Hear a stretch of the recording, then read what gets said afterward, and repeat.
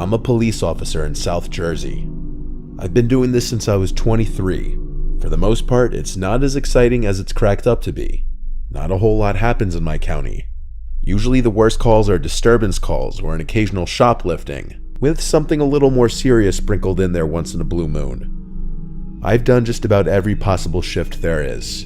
I did my time on the night shift, and there were definitely some weirder calls during the night shift than the day shift. But this one time I was working the night shift, I didn't get any calls. I was just cruising on a quiet road with no streetlights and woods on both sides. I saw the reflection of taillights suddenly approaching on the right-hand side of the road on the grass. As I got closer, I saw that the driver's side door was open. I started to veer onto the grass as I slowed down, fully planning on getting out to see if the driver needed assistance. I saw someone step out of the car, stand by the door for a second, then started to run into the woods. I radioed the codes for a suspicious person or vehicle, then got out of the car with my flashlight on and my hand on my holster just in case. In this situation, I had to expect the worst. I got to the front door of the car and looked inside, half expecting to see someone else sitting there, but the car seemed empty. There was a seriously foul odor emanating from inside the car though. It smelled like a rotting animal. I called out to the woods, asking if anybody's there and needs assistance, and I stepped to the tree line, waving the flashlight around. I went back to the car to take a closer look inside the passenger side. There were multiple bloodied tissues and paper towels on the floor on the passenger side, as well as the rear seats. They were soaked in blood. The entire papers were dark red. At some point while looking inside the car, I heard footsteps inside the woods. I spun around with my flashlight and yelled, "Come out of the woods." I didn't see anyone. Someone was hiding in there, and that was confirmed when I heard a deep voice somewhere beyond the trees and shrubs. I had no idea what the voice said. I responded saying, "Show yourself, are you hurt?" I prepared to unholster my gun as I walked a little closer. I repeated myself, asking, "Are you hurt?" No response. The voice I heard before didn't sound like a person in pain bleeding out. Additionally, why would they run into the woods upon seeing a police car? Something was way off. I went back to the car and requested assistance. I noticed as I investigated the car further that it had no plates, and when I went back inside of the rear, I found something that made me almost puke from shock. There was something heavy wrapped in bloodied paper towel. I unwrapped it with my gloves on to find a severed hand, and it took me a hot second to realize what it was, because it was completely dark red soaked in blood. Now this situation went from a 5 to a 10. I radioed that there was a possible murder and needed backup. I now put my cruiser's lights on to help other officers more easily identify my location. When backup arrived, we did a thorough search of the woods, looking for possible blood trails. Nothing though. There were not even any blood trails leading from the car, which meant that the hand and blood on the tissues I found may not have been from the person who I saw run into the woods. Eventually the canine unit had to come and search for the person. Hours upon hours went into this search, well past dawn, turning up nothing. The vehicle was taken into custody. It had been reported stolen by a resident of a nearby town, who said he had no idea who could have stolen his car. Fingerprints had been collected from the steering wheel, and DNA testing had been done on the hand. There was not a single match to anybody in the database. To this day, there was never any progress in finding out who the driver of that car was, and whose severed hand that was.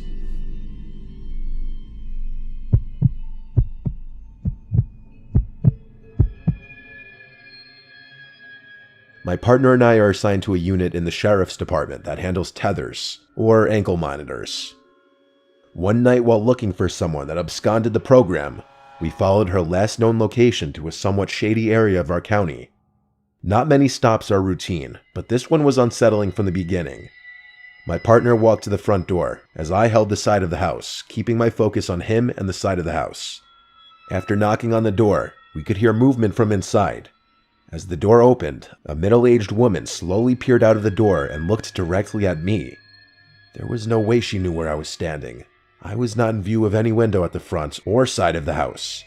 What was strange was that most people would answer the person at the front door, not look at the side of the house first. After a moment, she let us in after we asked if she knew who Camille was, who we were searching for. She mumbled something to the effect that she was there. Things went from 0 to 100 immediately as she dropped to her hands and knees and started scooting on the floor yelling for Camille. This lady had some obvious mental issues, and we figured this Camille was a caretaker of some kind. We both knew the situation was off, but started searching the house. The entire time this woman was yelling for Camille, never once getting back to her feet, just kind of following us on the ground. The time must have been around 8 p.m. and it was dark outside. The inside of the home had one light on. There were no TVs or any electronics of any kind. The house had a strange feeling to it. The layout of this older style home had about 4 bedrooms and 2 floors. Every time I left a room, I swear I was in a part of the house I had not just been in. I would enter a hallway and seemingly be in another part of the house, like I entered a dimensional gap or something. The woman would sometimes be right behind me without making a sound.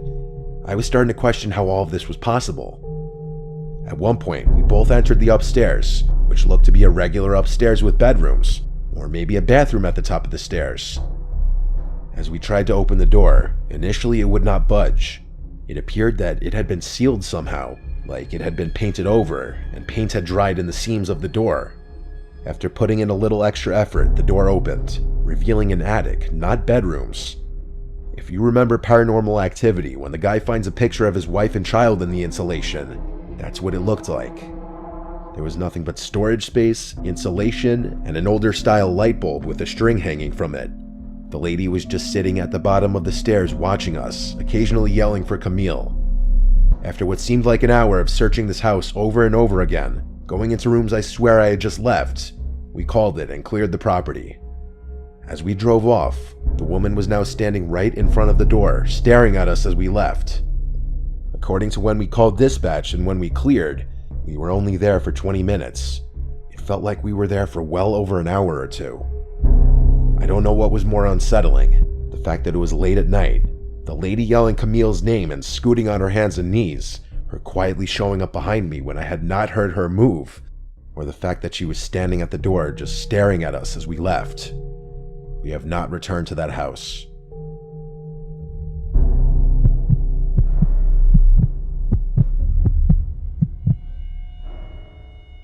My family and I live throughout the middle of Georgia. Not many stories come out of this area, and this one I'm about to share makes us glad of that fact. My cousin, who I'll call Bob, has been a police officer for 5 years. He went into the force bright-eyed and optimistic, I guess like so many do. It sounds corny, but he genuinely wanted to make a difference and help improve the lives of the people in his community. One day, they got an alert from a house somewhere between Macon and Roberta. To hear Bob tell it, it was a place that people had thought was abandoned for years. Gives you an idea of the state the house was in.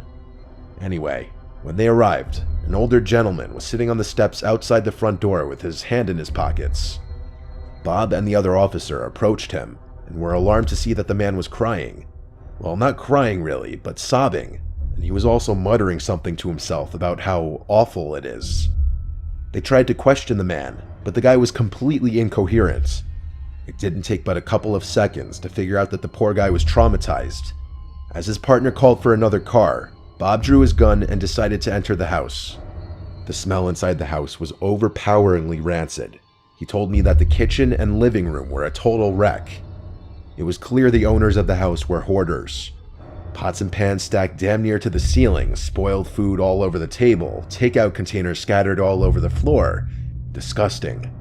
As procedure dictates, Bob called out to see if anyone would answer. Silence. He told me that even with all his training and experience over those past 5 years, his heart rate was already building fast. Gun at the ready, he checked out the living room and saw nobody was there either. He made his way down the hall where the smell was getting much worse. Just as it all became too much, he covered his mouth and nose and opened the door to what he suspected was the bedroom. In the bed were 2 corpses, gray-skinned and covered with flies. Despite his churning stomach, Bob decided to go in for a closer look, a decision he said he's regretted since. One of the corpses was male, the other female. The skin on their faces was already starting to fall off, and the flies were flying in and out of their mouths. Some were landing and sitting on their eyeballs. As Bob inspected the female's corpse, he was horrified to find that she was holding an even smaller dead body, an infant. It wasn't until a large cockroach crawled out of the dead infant's mouth that Bob ran outside the house, doubled over, and threw up his lunch all over the steps the man had been sitting on. When the other cars finally arrived, they were able to do a more thorough inspection. The older man that Bob and his partner had met when they first arrived was a former coworker and friend of the dead man. They'd worked together at a peach packing company. The man hadn't showed up for over a week, and he'd gone to their house to see if he was okay. The poor man had been the first to see that horrible sight in the bedroom. The story that they put together was that the wife and husband had at some point become addicted to opioids. After some kind of operation a year or so before, they had started abusing painkillers together, and the addiction grew and grew until they started shooting up and snorting heroin. Their daughter, who wasn't more than a couple years old, had died of neglect. When the husband and wife discovered their baby's corpse, they finally broke completely and decided to end themselves. The coroner found enough heroin in both their bodies to kill them twice over. Bob's still on the force, but he started drinking a little too much after that. He's been going to therapy, and he's since managed to get his drinking under control. But almost every time we talk, he says that he still has nightmares about that poor child's corpse. And in his nightmares, the baby's still crying.